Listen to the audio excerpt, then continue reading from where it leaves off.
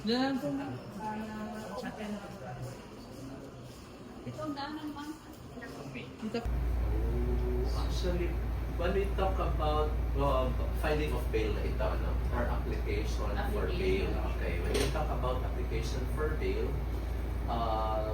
two instances.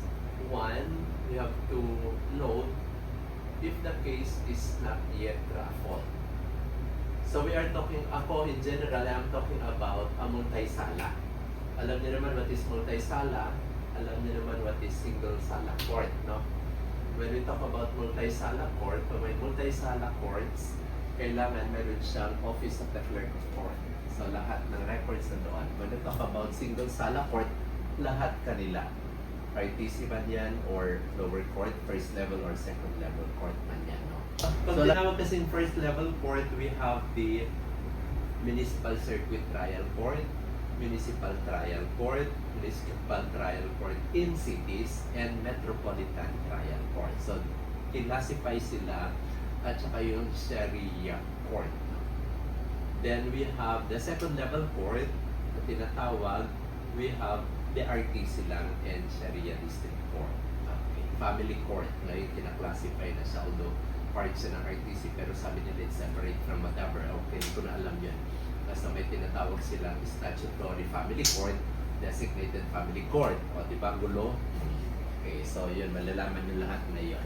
So yun yung sinasabi natin. Okay, when we talk about application for bail, may kaso sa kunwari si akusado, naka-file dito sa amin, hindi pa naka-raffle.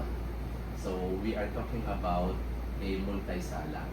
No? So pag hindi pa na-raffle kasi scheduled ang raffle in our court, dito sa Olongapo, RTC Olongapo, every Thursday ang raffle namin. So once a week lang siya. So what if the case is filed dito sa amin ng Friday at available naman siya? Okay? We rely, hindi man rely, we adhere, yung mga judges adhere to the recommendation ng prosecutor. Diba? Nasa information naman yun, pag nasa information siya, bail recommended. Kunwari, 40,000 or 20,000. So yun yung ipoproduce nila. So dito yun sila mag-a-apply muna sa amin. Dito rin kung cash bail yan, ano yung mga different types of bond. Bail bond. Criminal procedure tayo. We have the so-called surety bond. We call it surety bond. Okay, then we have the cash bail bond. Then we have the property bond. The last wala naman, hindi naman bond actually. Recognizance. Okay. So yun siya, di ba? So if we talk about, so sa cash, magpiprepare, kunwari the bail is 120,000. So prepare nila yung the amount of 120,000 plus yung 500 pesos na bail bond fee ang tawag namin. May resibo naman sa lahat. At may 10 pesos na legal research fee. Yun yung napupunta sa UP Law Center. Okay, so ang prepare nila if 100,000, 100,000 plus 500 plus 10 or 5 plus 510. Okay. So other requirements na kailangan ay yung picture. Okay, yung pictures tatlong sides. front, right, at saka left. Wala akong may papakita sa inyo dito ngayon kasi wala dito sa akin yung mga records na sa branch. Okay, para makita nyo sana how it is. Then, meron kaming tinatawag na other forms na dapat nilang i-comply. One of which is yung biodata. Nandito naman bibigay ko sa inyo. Biodata, yung addendum na kung saan makikita yung kanyang